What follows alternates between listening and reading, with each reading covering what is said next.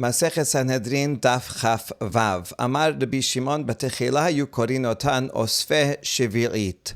The Mishnah that listed a number of people that cannot be witnesses, one of the people on the list was sochare shevi'it, merchants who buy and sell produce during the Shevi'it year. That is prohibited, and anyone who does that cannot be a witness.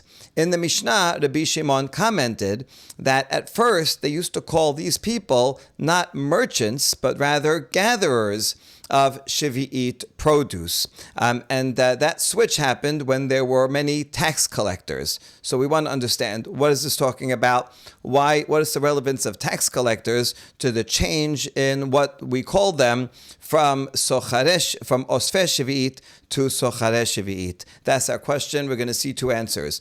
Mai ka'amar amar Rav Yehuda, hachi ka'amar, batechila yomrim Osfeh Shevi'it kesherim, socharin pesulin. So Rav Yehuda says there was actually not just a name change, but a change in the law. And at first, the original law was that those who gather produce during a Shevi'it year, they can still be witnesses. You're only supposed to gather enough for yourself or in your family, whatever you need to eat. And you can store a little bit in your house. And then once there's no more of, let's say, cucumbers, you gather some cucumbers, you put them in your house.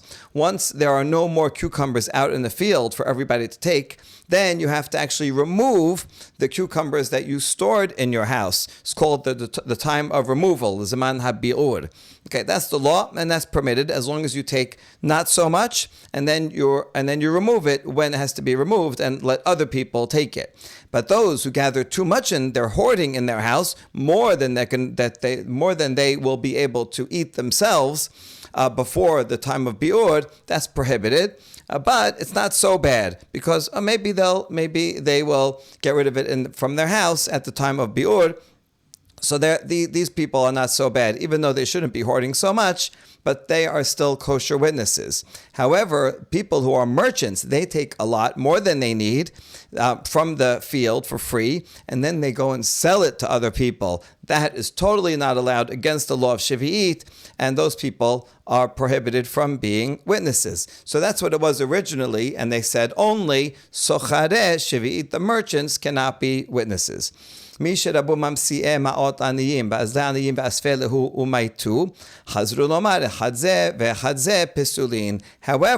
then there were a lot of people that were offering money to the poor and telling the poor people, here, take this money and go and gather Shevi'it produce for me and bring it to me. So they're hoarding, and they're actually hiring poor people to do it for them. So they're making a business out of this hoarding. So then the rabbis saw that people are doing that, and even though they're not selling it on the market to other people, but the fact that they're paying poor people to do it for them, so the rabbis were against that, and therefore they said not only the merchants who are selling it, but also the people who are hiring poor people to gather for them, that's the Osfeh Shevi'it, is also prohibited. So that's what it means. At first, they only said that the merchants cannot be witnesses, but the people who gather just for themselves, that's okay, even though it's not great. But then when people were doing it by hiring people, that's in a way making a business out of it. So then they said even the gatherers cannot be kosher witnesses. All right, that's Rav Yehuda's explanation. But we have a question. Kashuba b'nei rechava. Hai misherabu anasim, misherabu tagarin miba'aleh. So b'nei rechava said, wait, the Mishnah says when the tax collectors grew abundant, but these people are not tax collectors. Rather, these are the merchants. They're hiring people to gather stuff for them. So you could call them tagarim, but why are you calling them anasim? Anasim really means people who are force other people to do something, like tax collectors who take money that they're not even authorized to take. So this explanation of Rav Yehuda doesn't fit so well in the wording of Rabbi Shimon. Ela batechila hayu omrim echad ze ve'echad ze pesulin. Mishabru anasim umayninhu ארנונה כדמכריז רבי ינאי פוקו וזרעו בשביעית משום ארנונה חזרו לומר אוספין כשרין סוחרין פסולין. So actually the second answer is the opposite, that at first the rabbis were more stringent and then they became less stringent. At first they said both categories, those who collect, hoard Shavit produce, and also those who sell Shavit produce cannot be kosher witnesses. And then when the forceful tax collectors came, and what is that? Arnona, that until even in modern Hebrew, Arnona means a tax. This was a heavy tax on property. And so the government came and said, listen, you guys, Jews, you have to pay tax even during Shavuot, or else we'll take your property, or maybe worse. So then the rabbi said, you know what, we have to be lenient regarding the laws of Shavuot. As Rabbi Yanai, he announced, he says, listen, everybody, on the Shavuot year, he said, go and sow seeds in your fields on Shavuot because of the Arnona. Even though it's against the Torah law, this is a very serious thing. Torah says you cannot plant anything, but because the government is demanding tax of a certain amount of produce, and if we don't deliver it, then they'll take away our land or do worse to us. So this is real sakana. So we have to override the Torah law because of this mortal danger. And so he told everybody to go and plant things. So at that point, they said, okay, from now on, anyone who gathers during the Shavuot year, that's permitted because it's a time of emergency and persecution. So fine, now you can gather because you're going to have to gather to pay the taxes. But you're still not allowed to sell. The Biyanai and anyone else during these times who said it's permitted to go and plant things during a Shavuot and gather them, that's only so that you can pay the tax, so the government won't come and take your land or kill you. But to go and make a profit out of it, that's not what the rabbi said.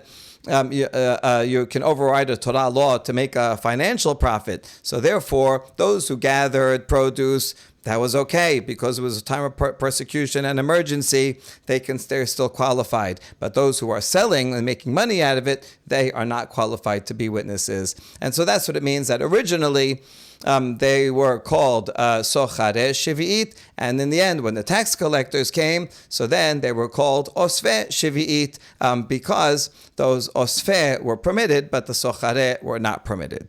Okay, Rabbi Chia bar Zar Nokeh, Rabbi Shimon ben Yosadak havu kazle la'aber shana be'asya. Now we have a very interesting story about these two rabbis, Rabbi Chia bar Zar Nokeh, not a very common rabbi, and Rabbi Shimon ben Yosadak. They went to Asia to intercalate the year. And it happened to be a Shavuot year. We learned earlier that you don't usually add a month to the Shavuot year because it's a very difficult year and you don't want to make it longer. So it's not clear if they were just calculating it, but they weren't going to intercalate it, or maybe they were going to intercalate it, which is actually a problem. Maybe there was some reason that they had to. So that's one problem. The other problem is that they're going to Asia. We also learned the halacha is that you have to intercalate the year only in Eretz Yisrael. So why are they leaving Eretz Yisrael to intercalate the year? So maybe there was persecution and they couldn't do it in the land, so they had to go outside the land. So there may be explanations to this, but already we see these two rabbis are doing something that has two problems with it. Okay, keep that in mind. Pega behu Resh Lakish, itpil behadayu, amar ezil echeze, hechi abdi obada. Resh Lakish, the Amorah, says, I want to join these two people and see how they do this. I want to learn from them practically what goes into intercalating the year. So he says, hey, I'm going to join them for the trip. Chazieh lahu gabra deka karib. אמר להן, כהן וחורש, אמרו לו, יכול לומר, אגיסטון אני בתוכו. While they're walking, Resh Lakish sees a man plowing the field, and it's during a Shavuot year. So he tells his colleagues, the other two rabbis, who might have been even older than them, because Resh Lakish says, I want to learn from you. So he says, look at this guy who is a Kohen and he's plowing during the Shavuot year. Now, it's not clear. How did he know he was a Kohen? Did he ask him? Maybe it was an area that Kohanim generally lived. We're actually going to see in a few minutes that Kohanim were a suspect regarding Shavuot. So that's probably why he assumed he was a Kohen, because he was violating Shavuot. We'll see why. Anyway, so he says, look at this guy, a Kohen. Even worse. I mean, nobody's allowed to plow on the Shavuot year, but even worse, the Kohen should be on a higher standard. And look how he's violating Shavuot right here, right out in the public.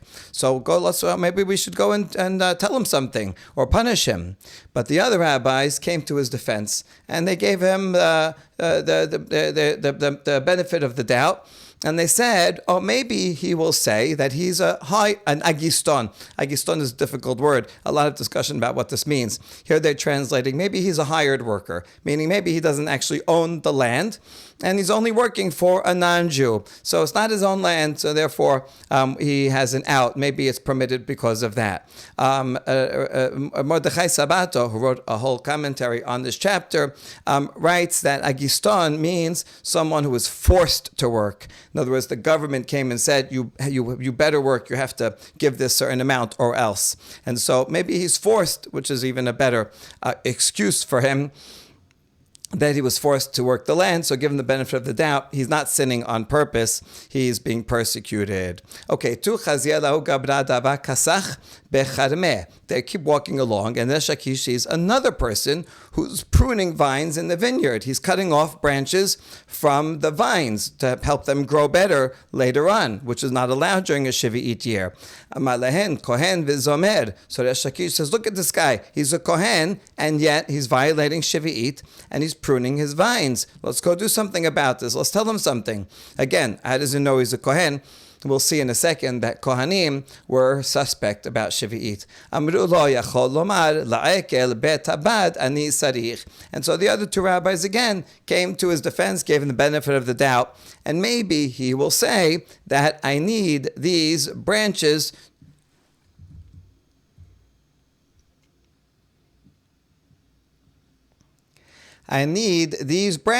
to make a basket to hold olives in the press. Here's a olive press, and you put the olives in a basket, and you put them over here, and you put these heavy weights on top of it, and it presses down. But the olives, you have to put them in a basket that will hold them in place and allow the oil to drip out. So he can say that he's not pruning the vine so that it will grow more. That's not his intention. He's cutting off some branches because he wants to use the branches, which would be permitted during the Shavuot year. Just like anything that grows, any fruit that grows on its own, you can take for yourself. Also, if you need the branches, and then you're going to use them to make a basket, that's permitted. So you see the other two rabbis are giving him the benefit of the doubt. But Resh Lakish was not buying it.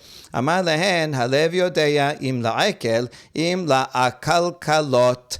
Resh Lakish says, only the heart knows, right? The mind knows whether someone is this guy is cutting off these branches for a bale, to make a basket, or they're being deceitful, right? As Lakish says, I have a doubt about this, right? Maybe it's possible that the person is taking the branches because he needs the branches, but more likely he's being deceitful. It might be kind of both.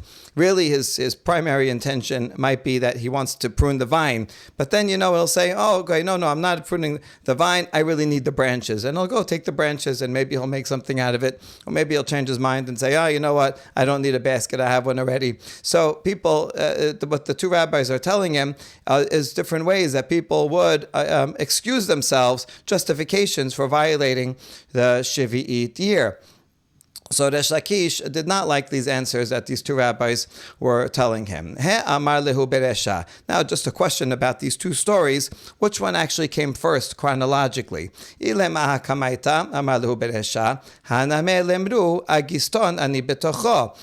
it's in the order that we read them, well then the question is, how come for the second, in the second story, they don't say the same thing, that he was either a hired worker or a forced worker?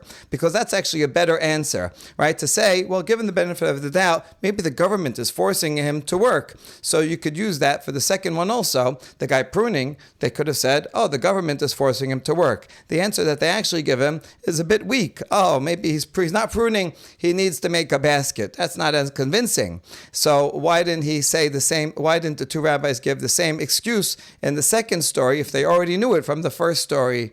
Rather, it must be that we were told the stories in the opposite of the chronological order. Really, the pruning story happened first, and then the other two rabbis said, well, let's think of a way to justify him. Oh, he's not pruning, he's making a basket. And then they saw the second guy plowing. Well, what are you going to say about plowing? You can't make the same excuse that he's making a basket. So then the rabbis came up with a better excuse. Oh, he's being forced. It's not his own, forced by the government, or he's working for somebody else. And so they only thought of that excuse and the second story, and that's why they didn't use it for the first story. Okay, now let's explain Maishena Kohen. How come Resh Lakish says in both stories, look, he's a Kohen and he's violating Shevi'it? Mishum de Chashidei Shevi'it. And the answer is because Kohanim in particular were suspect regarding Shevi'it. Why would they be suspect?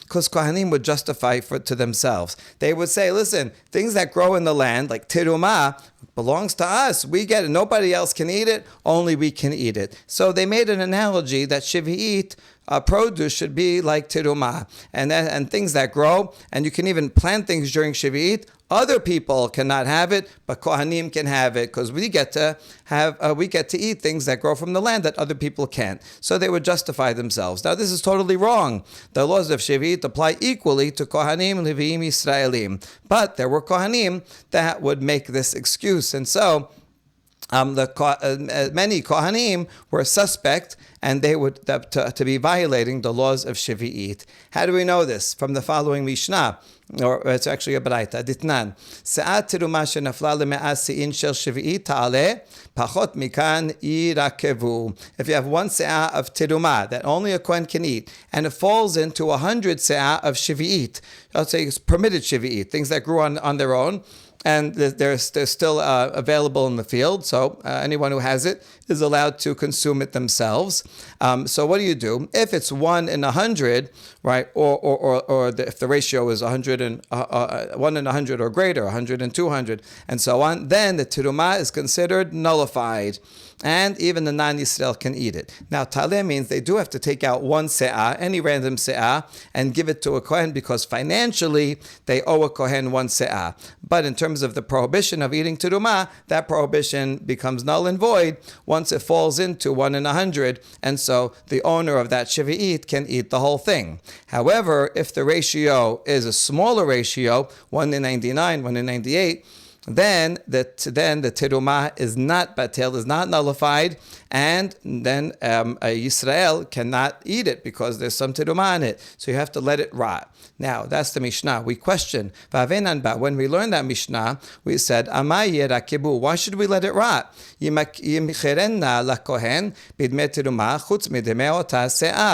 can't this Yisrael, who has this mixture, sell the whole mixture to a Kohen at the price of terumah? The price of terumah is generally less than the price of regular food because there's a smaller market. And so terumah was cheaper than regular food that everybody could buy. So sell it to him at the price of terumah and just minus out the value of that one se'ah that was terumah. Because that one se'ah you have to give to the Kohen anyway for free. And so you're selling him not that one, but the other 99, or however much there are. And then the Kohen could eat it, because the Kohen can eat the terumah, and he can eat the Shevi'it, because we're assuming it's before the time of Bi'ur, and he will be able to eat it. A side question, how can you sell it? Didn't we learn that you're not allowed to sell produce of Shevi'it? So the commentaries explain that you can't sell for a profit.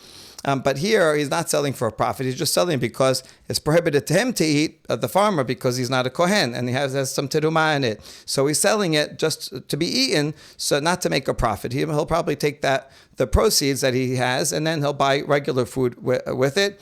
and eat the food. So he's not selling for a profit. He's only selling it because he cannot eat it, but someone else can eat it. So in that case, it would be permitted to sell. Okay, so that's the question. Why should we let it rot? Why not sell it to a Kohen? And the Kohen can eat the whole thing.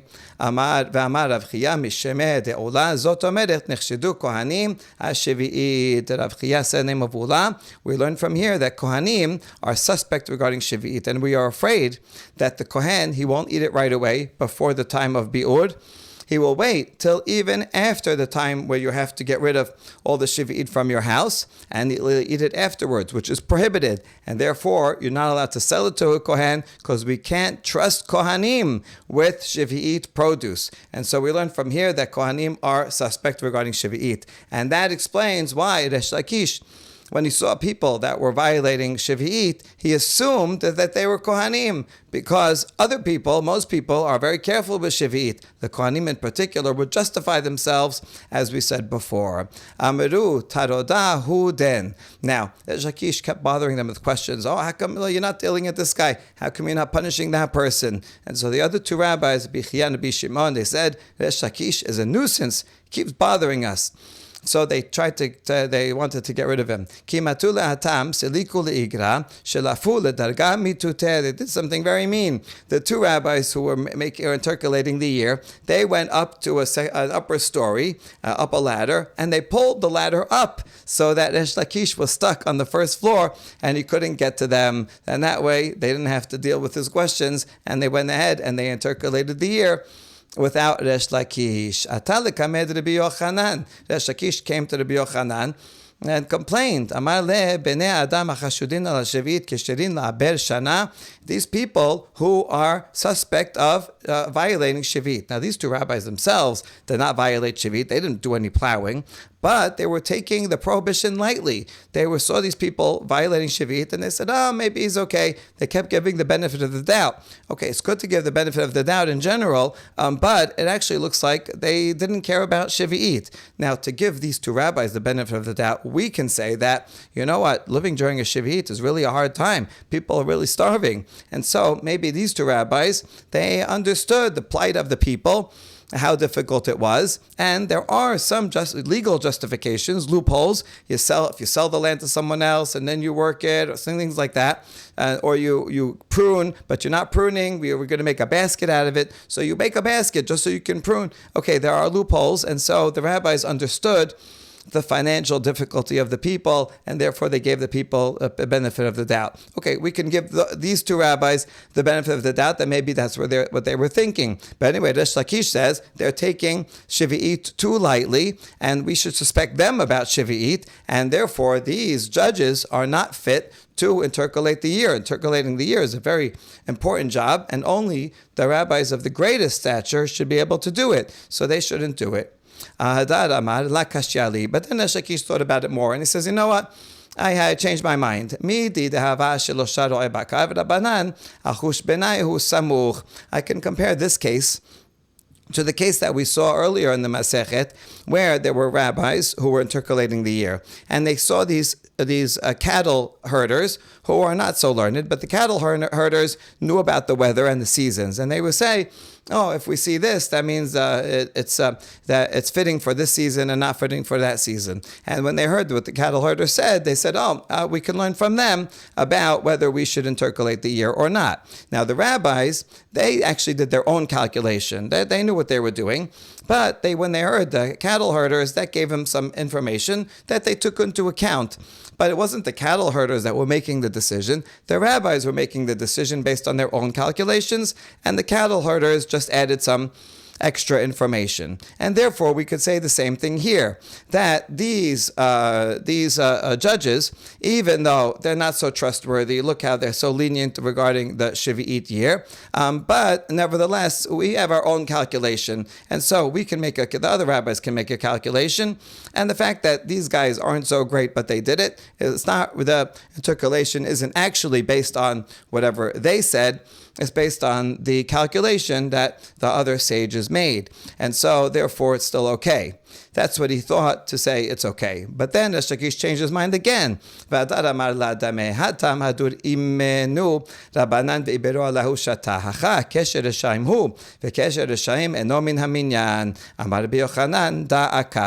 Lakish says, no, it's not the same. In that case, the cattle herders made some comments about the weather and the seasons. But the rabbis are the ones that made their calculation and intercalated the year. So as long as the rabbis of high stature are the ones actually voting and doing it, that's okay, even if they got some information from cattle herders. In that case, it's okay. But here, the judges who themselves are deciding on it and making it official are a conspiracy of wicked people. Now, these other sages, they went from, just a suspect to now they're actually totally wicked. And wicked people cannot be counted as judges. And so, therefore, it's totally invalid. And it doesn't matter, even if there were other sages who made calculations, but the sages who actually voted and made it official were evildoers, and evildoers, whatever they do, is not, as judges, is not counted. It's totally invalid, and therefore this intercalation of the year is invalid. So Resh Lakish said, I have a serious problem with the validity of what they did. Interestingly, Resh Lakish went to say, I want to learn from them, but probably Resh Lakish was actually going to say, I want to check on them, right? He might have been suspicious of the rabbis to begin with, and so now we understand why the rabbis were pulled the ladder up, because they didn't want Resh Lakish bothering them. In the end, Resh Lakish brought to Rabbi Yochanan, who was the greatest sage, his official complaint about them. And Rabbi Yochanan's response was, Da'aka. Yes, this is in fact a real problem. So Rabbi Yochanan agreed with Resh Lakish that these sages were not worthy at all to intercalate the year.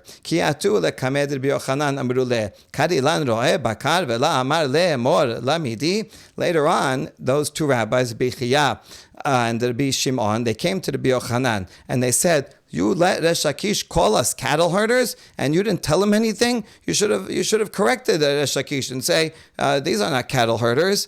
Amar lehu ve'ikaru lechu ro'eh son. Ma'yamina le. Rabbi Yochanan said back something very sharp. And so what if he called you sheep herders? Sheep herders are even a lower level. It's even worse.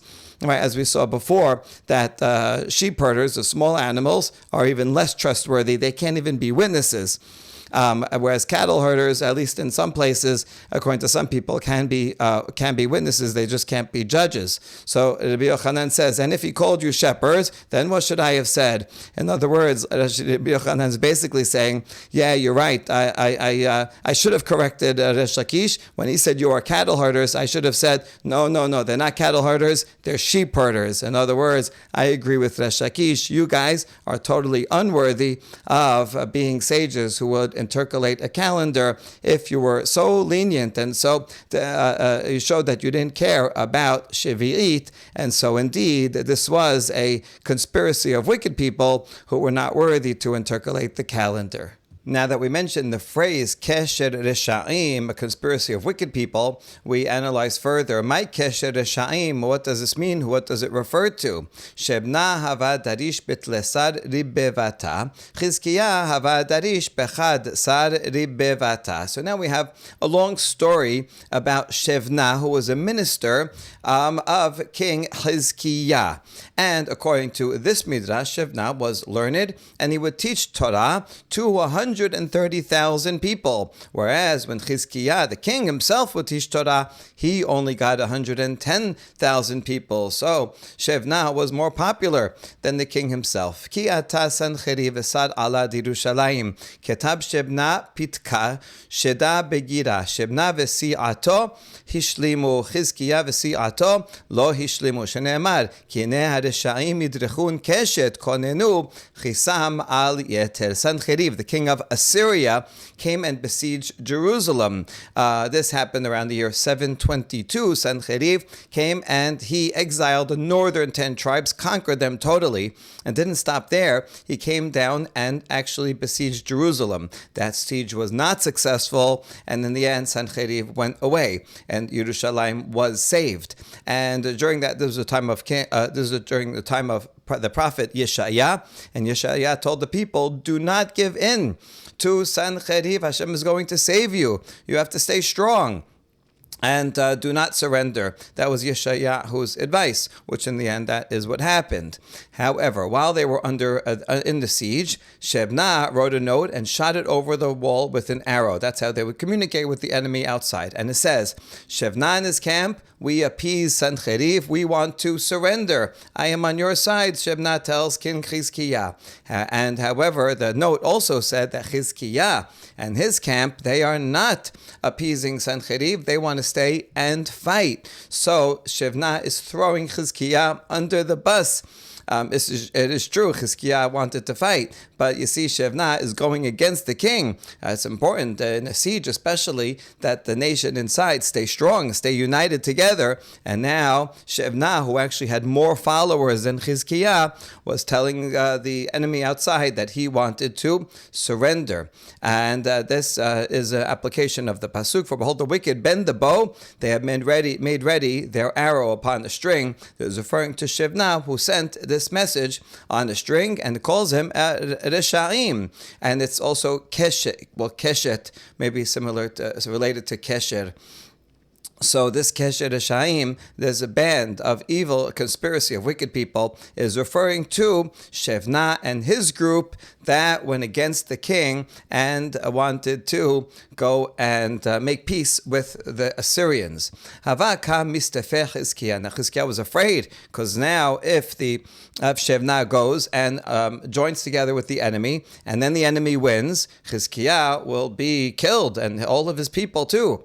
Amar Dilma chas v'shalom natya da'ateh dekucha b'richu bataruba. And Chizkiah also said, maybe I'm supposed to follow the majority. Hashem said you're supposed to follow the majority. And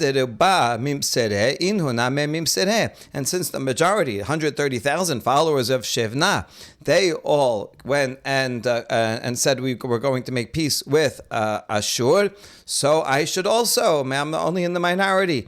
So maybe I'm in the wrong. Ba'anaviv amar lo tomerun kesher lechol asher yomar ha'am hazeh kesher. Kilomar kesher reshaim hu ve'kesher reshaim eno min haminyan. And therefore the Navi Yeshaya said, a conspiracy concerning all of which this people say, a conspiracy. That pasuk means that a conspiracy of wicked people is that's what they are, and the conspiracy of wicked people do not count.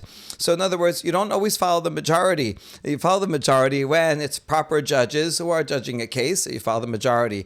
But when you have judges on a council that are wicked people, then they don't count at all. Their vote doesn't count, just because the majority of the people here want to go and make peace with Ashur, but they are wicked people, so therefore they do not count for the majority. And in fact, don't worry, he is doing Chizkiah is doing the right thing. Halach lachsov lo keber bekibre bet David. Now this Shebna, he went to carve out a grave for himself among the graves of the house of David. He thought he's very important, and he should be buried together with in the cemetery, in the royal cemetery of the house of David. We actually, archaeologists found an inscription in the Kidron Valley that says something. It doesn't say a full name of Shebna, but his name might have been Shebnayahu, and we have the end part of that name over the house. Who is also, this says over the house. That could be a description of Shebna, and it says there's no silver or gold here, only bones, and the bones of his mother. Cursed is the one who opens it. So the person who wrote this inscription was afraid for cave robbers that would come in looking for gold. So there's no gold, there's only bones, so leave this cave alone. Anyway, this might be, or some archaeologists think it is, the actual grave site of Shebna that is referred to here in the Navi. So when Shebna went and made for himself a grave in this royal area, בא נביא ואמר לו, מה לך פה ומי לך פה, כי חסבת לך פה כבד, הנה השם מטלטלך Taltela Gabed. And so Yeshaya comes and says, what are you doing here? Who do you think you are here to carve out a grave for yourself here in this place? Right? This is not fitting for you. Behold, Hashem will make you wander like the wandering of a man, and he will wind you round and round. The curse goes on and on. We're going to analyze the curse. We learn from the end of this pasuk here that says, well, this phrase of the pasuk that says you're going to wander like a man wanders, that a man wandering is worse than a woman wandering. When a woman is wandering around, is lost in some foreign place, at least people will have mercy on her and take care of her. Whereas when a man is wandering around, nobody helps him out. The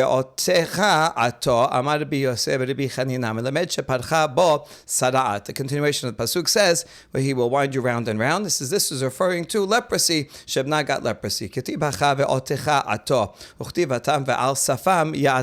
How do we know this means leprosy? From a gezerah shava. Over here it says otecha ato, and regarding a leper, it says his clothes shall be torn, his hair shall be the hair of his head shall be let loose, and he shall cover his upper lip, and that says ya'ateh, and so that's related, the word ya'ateh there, to here otecha ato, and so this is part of the curse, is that Shivna got leprosy. Sanof yis nofcha senefa kadur el eres rachavat yadayim vegomer, and the pasuk continues and says he will violently roll and toss you like a ball, Hashem will, into a large country, and there you shall die. And there shall be the chariots of your glory. You shame the lords of your house. In other words, the chariots of your glory. You think you're all glorious now, that you think you're so important, but that's what's going to happen to you. You're going to be shamed. Tanahu bikesh kelon bet adonav lefichach nepach kebodo lekalon. And this is midah keneged midah. Shevna wanted to shame his master's house. He wanted to show, look, Chizkiah, he's no good. That's what he wrote on his arrow. And therefore, midah keneged midah, his own glory was turned into shame. Ki ava nafik ihu ata Gabriel achde leshada be'apeh mashir yata. When Shevna was going out of the gate, he's going to appease the Assyrian army outside. So he's leaving the gate of Yerushalayim. He's going to submit to them. And so he has 130,000 people who are following him. Now, so that if all of those people, who knows, maybe more, that joined in would go out, then he would be given a great glory. Shevna would be glorified by the enemy. But a miracle happened, and the angel Gabriel came and closed the gate in front of the camp. So then Shevna went alone. He thought he has 130,000 people behind him, but they were all stuck behind the gate. So the Assyrian army general said, where's your camp? Where's everybody else? You shot an arrow and you said, me and my camp, we're the majority. We're going to surrender to you. Amar hadrubi, they backed out on me. They stayed behind. You're coming, you're just laughing at us? You sent us this thing promising, I'm going to surrender to you. I'm on your side. I'm your friend. I have all people with me, majority of the city. You come out alone? What is this, a joke? נקבוהו בעקביו ותלאוהו בזנבי סוסיהם והיו מגררין אותו על הכוסים ועל הברקנים. So the Assyrians did not take this joke very lightly, and they made holes in the heels of Shevna, hung him by the tails of their horses, and dragged him on thorns and bristles. They really knew how to torture people. אמר רבי אלעזר, שבנה בעל הנאה היה כתיב אחא, לך בו אל הסוכן הזה, וכתיב התם, אותי לא סוכן. That's not bad enough. Rabbi Elazar adds that Shevna was a hedonist. He enjoyed physical pleasure. How do we know? Because it says in Yeshaya, it calls him hasochen, meaning a steward, a minister, but it also says regarding Avishag Ashunamit that she was supposed to warm up King David, and she was called Sochenet. And so we see Sochenet relating to this beautiful woman, Avishag, and Sochen relating to Shevna. So it means that He liked physical pleasure. Ve'omer ki hashatot yaharesun sadik ma pa'al. Now, getting back to that pasuk that we quoted earlier, that's mentioned Kesher Reshaim, a pasuk from Tehillim Yud Aleph. We're now quoting the next pasuk. So the previous pasuk says, look, the wicked, they bend their bow, they have made ready their arrow upon the string. And the next pasuk says, when the foundations are destroyed, what has the righteous one done? The righteous one refers to Hashem, meaning when the good foundations, good things are destroyed, we ask, where is Hashem? Hashem, what happened to all the foundations that you made, the good things in the world? How do you let the wicked go ahead and do these evil things? Rav Yehuda v'Rav Aina Chad amar ilu Chizkiya ve'siyato neherasim sadik ma pa'al v'chad amar ilu bet hamikdash yihares sadik ma pa'al. So we have two interpretations by Rav Yehuda and Rav Aina. One of them says that these foundations is referring to Chizkiah and his council, the people that were with him, who were destroyed. And so the Mizmor is saying, when the foundations, Chizkiah, is being destroyed, Sadiq, Hashem, how do you let that happen? How is that done? And the other interpretation is when the Bet HaMikdash was destroyed. That's the foundation, the physical foundation of Bet HaMikdash. Sadiq, Hashem, what have you done to stop this? Ve'ola amar ilu מחשבותיו של אותו רשע אינן נהרסות צדיק מה פעל. Ula has a different interpretation. If intention of a wicked person, that's Sanhedrin. If his intentions are not destroyed, that's shatot, is instead of foundations, Ula takes it as intentions of this evil person. If you don't destroy his intentions, Hashem, what are you doing? Bishlama leman damar ilu machshavotav shel oto rasha henu dichtiv ki hashatot yeharesun. We understand according to the third interpretation of Ula. That's talking about intentions. So we say hashatot regarding Paro. It says velo shat. He did not care about this thing either. So we see that the word shatot is referring to intentions, and that's Sanhedrin's intentions. But the other interpretation is mandamar bet hamikdash name titnan even hayta sham mimot neviim arishonim ushetiya hayta nikret. And Mishnah Masechet Yoma says that on the Temple Mount, there is a stone that has been there since the early prophets, King David and King Shemuel, who they started the foundations for the Bet HaMikdash, and it was called the foundation stone. And that is in Hebrew is Shetiyah. So that's similar to Ki Hashatot. So we understand how the interpretation that says this Bet HaMikdash being destroyed, how they explain that word. But if it's referring, this word is referring to Chizkiah and his council that is being, Hashem is allowing to be destroyed, where do we ever see that righteous people are called shatot? How do we make this verbal connection? And the answer is Dichtib ki Hashem mesuke eres vayashet alehem tebel, pasuk in Shemuel. Hashem raises up the poor out of the dust. He lifts the needy from the dunghill to make them sit with princes and inherit the glory of the throne, because the pillars of the earth are Hashem's, and He has set vayashet, the world, upon them. So this pasuk is referring to tzaddikim that Hashem helps out, and it calls the tzaddikim the pillars of the world. Vayashet alim tebel, that the world rests upon the tzaddikim. That's why tzaddikim are called the foundations. Or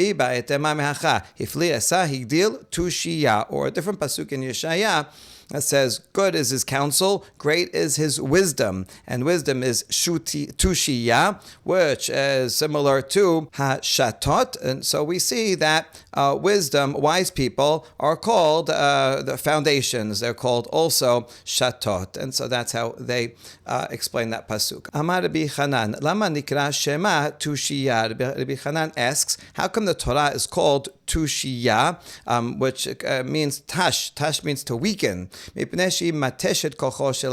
it weakens the strength of a person. It takes a lot of effort to study Torah, and so it's worth it, but it does take a toll. Or tushiyah can come from secret. The Torah was given in secret, so the Satan wouldn't know. Otherwise, the Satan would come and say to Hashem, he's the prosecutor, and he says, are the Jewish people worthy of getting the Torah? And he would make a hard time. So Hashem gave it to them in secret. Davar acher, tushia devarim shel tohu she'olam mishotat alehem. Or another interpretation is that tushia is a play on words on the word tohu, reminding us of tohu vabohu, the chaos and void that was there before the creation of the world, and the world is built upon them. So this means, the Rama explains here, that the Torah seems from outsiders to be unclear. What are these matters? Like all the things in the Torah it's difficult to explain rationally. And yet, even though they seem foreign and strange, it looks like Tohu Vabohu. In fact, the Torah is the foundation of the world. It was there from the beginning of the world. It's the blueprint of the world.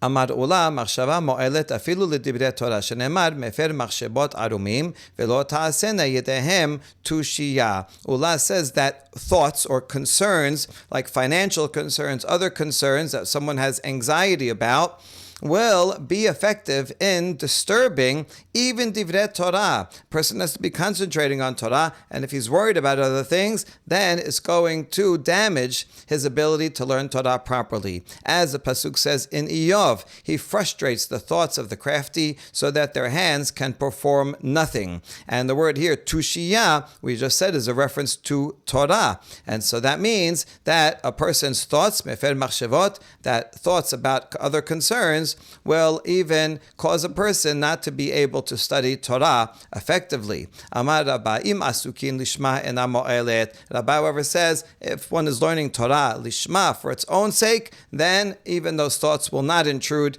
and will not be a problem. Shene'emar rabot machashavot b'lev ish v'asat Hashem hi takum esa sheyesh ba devar Hashem hi takum le'olam. There are many thoughts in the heart of a person. Person has lots of anxieties and lots of concerns. However, the counsel of Hashem will stand, meaning etzah. If he is following the words of Hashem lishma, then that Torah learning will remain forever and will not be disturbed. Amar Rabbi Yehuda Ematai. Back in the Mishnah, Rabbi Yehuda said that when is it true that a gambler cannot be a valid witness? Only if that's his main profession. He's a professional gambler. However, if he has a regular occupation and he only gambles a little bit on the side, then he can be a witness. The reasoning of Rabbi Yehuda, as we said earlier, is that he doesn't think that gambling is actually stealing, because even if you have a job and you steal a little on the side, that's still stealing, and that would not be good.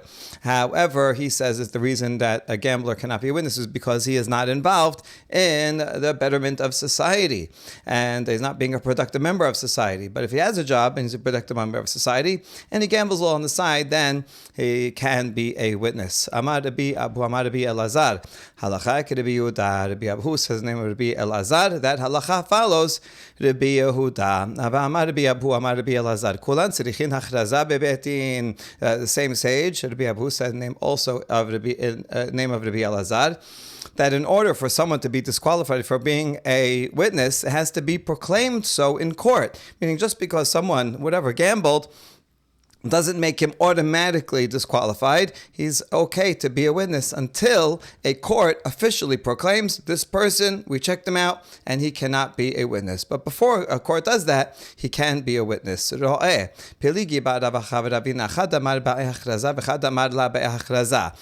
was true regarding someone who was guilty of, for example, gambling. But how about a shepherd? There is a machloket between Rav Acha and Ravina. One of them says that a shepherd also requires proclamation. Even if he's a shepherd and everybody knows he's a shepherd, he can still be a witness until the Bet Din says this guy cannot be a witness. But the other opinion says no, it doesn't require proclamation. Once someone is a shepherd and everybody knows he's a shepherd, then that action itself makes him automatically disqualified, even without a Bet Din saying so. So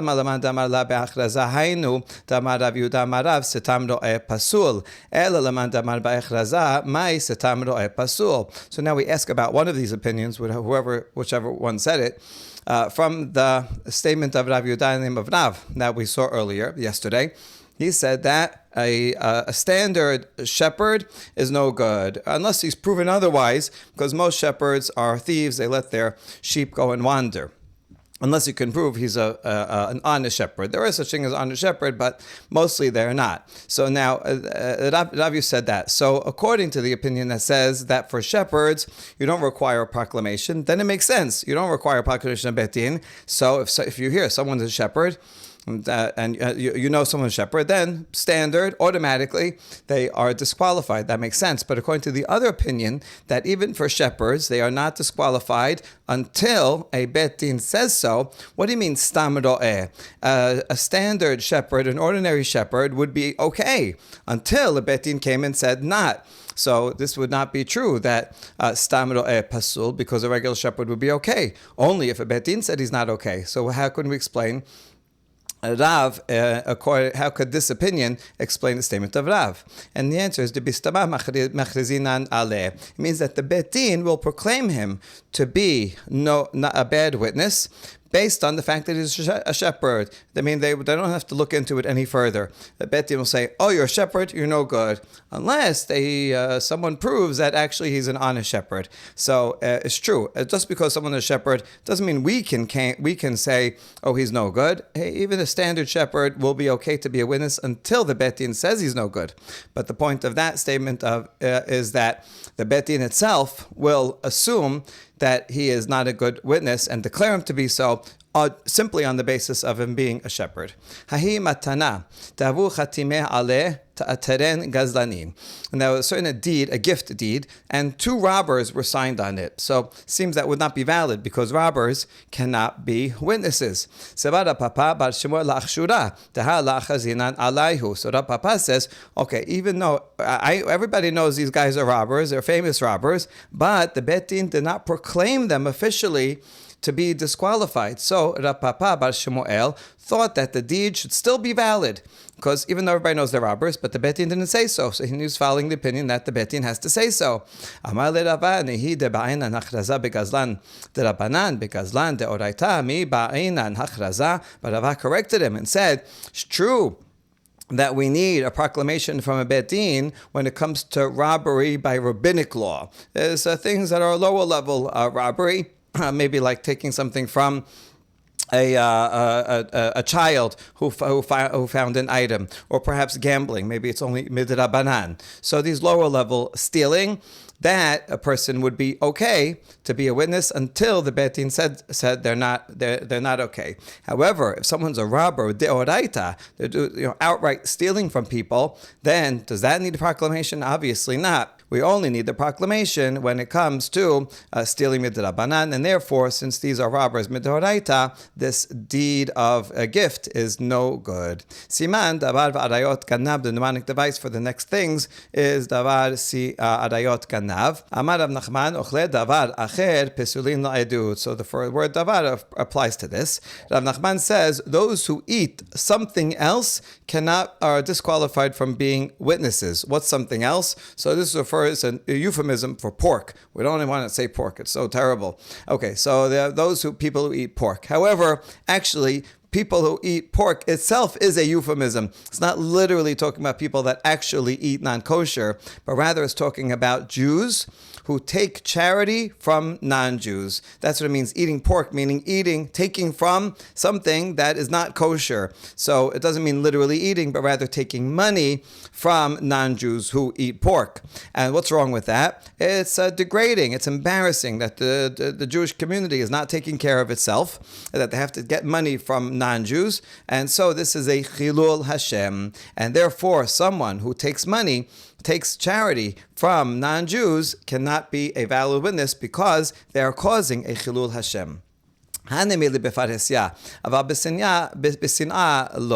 However, that's only true if they're taking money in public. Then that's causing a chilul Hashem. Everybody says, look at these Jews. See how they don't take care of themselves and they need money from non-Jews. However, if he takes money privately, he has a non-Jewish friend who's helping him out. And if it's in private, it won't cause a chilul Hashem.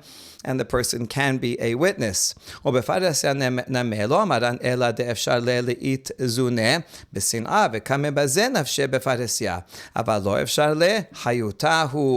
another limitation, even if the poor person takes it in public, it's only true that he is disqualified from being a witness if he can take it in private and he goes and disgraces himself and takes it in public. But if he has no choice, the only way to get this funding is to go in public and get it from in some public place. So what choice does he have? That's his livelihood. He's a poor person. If he doesn't get this charity money, then he's not going to have anything to eat. And so he's not doing it because he has no choice. He's not doing it to make a chilul Hashem. So even though in the end, yes, he'll be a chilul Hashem, but he's not doing anything wrong, he has no choice. In that case, he can still be a witness. We only apply this law to someone who could take it in private, but he says, I don't care about the reputation of the Jewish people. I don't care about Chilul Hashem. I'm going to go take it in public. In that case, he's doing something wrong, and he cannot be a witness. Amar Rav Nachman, Hechashud ala arayot kasher la'edut. Rav Nachman says someone is a rumor that he had some illegal relations. So it's not for sure. If we know for sure that he committed adultery or whatever, then he would not be a valid witness. But it's only a rumor, so he can still be a valid witness. Amar Rav Sheshat, ani mari. So Rav Sheshat said, answer me, please, my master. A person should receive 40 lashes, and you say he's going to be a witness? He has there's a rumor. Okay, it's a rumor, but rumors often come from something, and this person may very well deserve 40 lashes for whatever illegal thing that he did, and you're telling me that he's okay? So he disagrees and says someone who has a rumor for violating some kind of illegal relations cannot be a witness. Amar Rava. Rava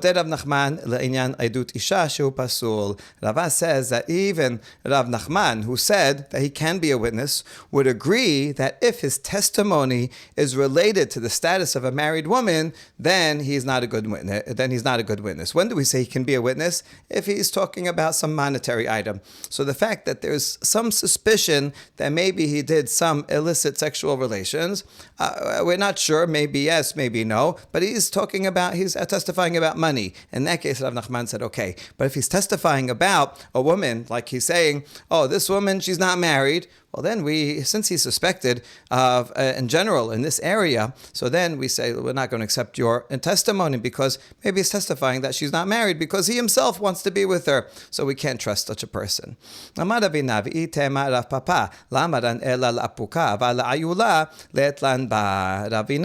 some say Rav Papa says that when is this true that we would not trust him, such a person, regarding testimony about a woman? That's only if he's testifying to remove her from a status of being a married woman. Let's say she was married, and this guy comes and says, I testify, I saw her husband is dead. And now she's single. So in that case, we can't trust him because maybe he's lying because he himself wants to be with her. And he's suspected. Generally, we think that people are honest and we trust even one witness in that case. But this person, since he's suspected about adayot, so that we don't accept it. However, if his testimony is that he's testifying that this person is married, he's coming and saying, yes, the person married, I saw the wedding, and this person is married, then that's okay, you can trust him, because why would he lie? If he was lying, he would lie only that she's single, so he could be with her. But to say that she's prohibited, we would trust him. Peshita, now isn't that obvious? Why did Ravina or the Papa even have to tell us that? And the answer is, because I might have thought that we would not trust him even to say that she's married, because of the pasuk that stolen waters are sweet. Sometimes when someone is doing a sin and violating something, they get more hana'ah from it. And therefore, maybe that we might have thought that a person who is suspected regarding arayot, he might actually testify that the woman is married, so that maybe he's even lying, so that he can go and sin with her, and he would enjoy that more because it's a sin. So kamashmalan dechama dekaima hachi shechicha leh. So that's why Ravina or Rav Papa had to tell us that no, not true. Really, a person would still all being taken into account. A person would rather that she was single because then she would be more available to him. So that's why we only don't accept his testimony if his testimony is going to say that she's single. But if his testimony is that she is married, then we would accept the testimony of a person who is suspected even in this area. Amar Rav Nachman, Ganab Nisan veGanab Tishrei Lasheme Ganab. Rav Nachman, he's pretty lenient. Here another law: so a thief of Nisan and a thief of Tishrei. This is the harvest seasons during the year, and someone who steals during these seasons is not called a thief. Okay, this is not talking about in general, but rather hanemile ba'adisa. We're talking about a tenant farmer only, not just if someone goes and robs a bank in Nisan, it's not okay. We're talking about a tenant farmer. He's working for someone and he gets a certain percentage, with a 40% of what grows he can keep. And let's say during Nisan or Tishrei, he takes a little bit more. Only if it's a little bit more. And it's something that the work was completed. He already processed it. So in that case, it could be that a tenant farmer will justify himself and say, listen, since the work is complete, I'm just going to take a little bit more because it's additional pay for extra things that I'm going to do around the farm. And so he justifies it to himself. Now, really, it's not allowed. He's taking something without permission. It's above the 40% that they agreed to. He doesn't have permission from the owner. But it's not totally outright stealing because he has some justification, at least in his own mind. So he doesn't think he's violating. So he's not doing a outright theft on purpose in a big amount. And therefore, we let it go to the extent that he can be a witness. Regarding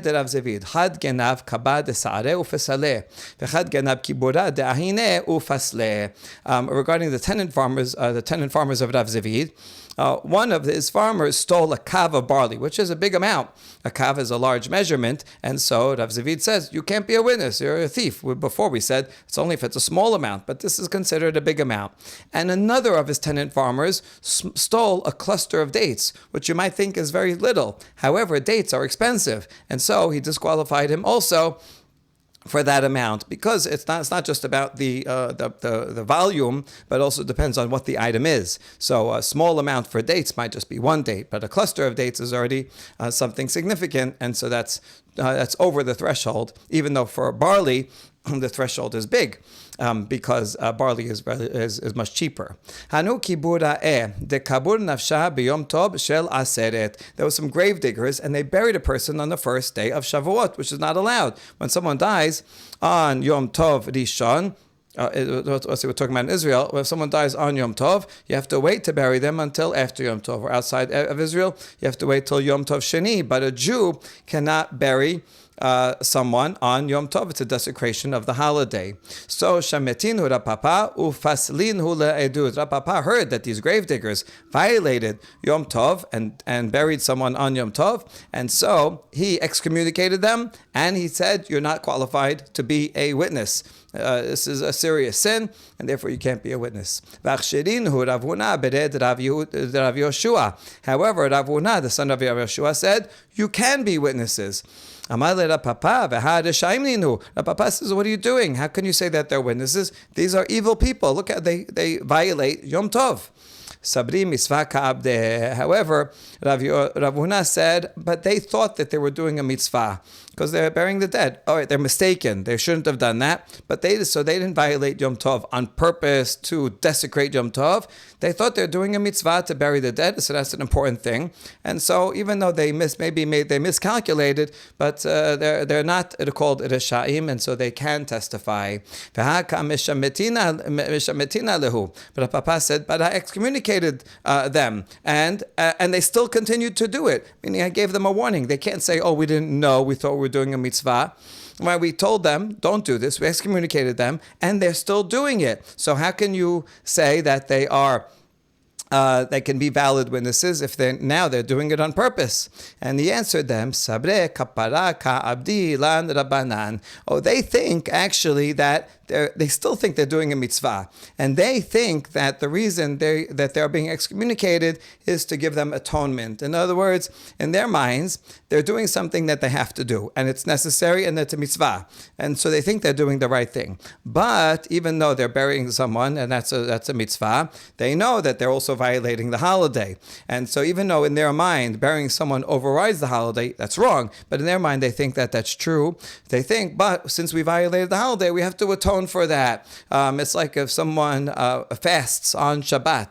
So they shouldn't fast. Okay, let's say they do fast because there's a bad dream or whatever. So the law is they have to fast at another time for violating Shabbat, for fasting on Shabbat. So they could do that, but now they have to atone for what they did. So even though they, in their minds, it's good that they're burying the dead, so they think they're doing something proper, but they think they still have to atone for having violated Yom Tov. And they think that the rabbis are punishing them as an atonement. They don't realize that their rabbis are telling them, don't do that anymore. So they still think they're doing a mitzvah, even though they're being excommunicated, and that's why they continue to do so. So, okay, you're excommunicating them, but since they're not violating on purpose, because they think they're actually doing something good, therefore they don't deserve to be disqualified from being witnesses. Baruch Adonai Olam. Amen ve'amen.